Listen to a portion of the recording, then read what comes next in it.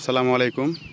আমি মোহাম্মদ আলিফ ইসলাম, রাফিজ সিড কোম্পানিতে marketing officer হিসাবে খানসামা এরিয়াতে কর্মরত আছি।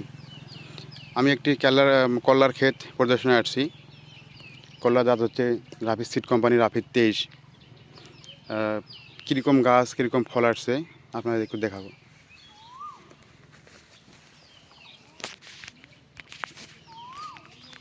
এই যে দেখেন কি পরিমাণ ফল ধরছে, ফলের সাইজ, ফলের আকার সবই ঠিক আছে।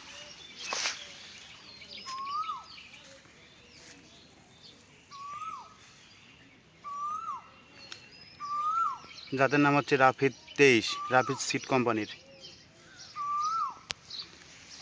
যেদিকে তাকান দেখেন শুধু ফল আর ফল, ফলের কালার, ফলের আকার এবং গাছের গ্রোথ সবই ঠিক আছে।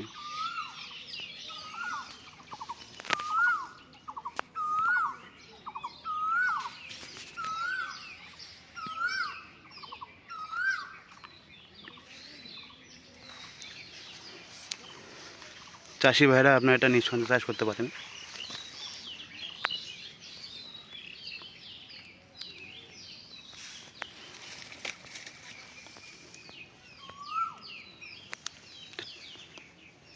সবাইকে ধন্যবাদ। আসসালামু আলাইকুম।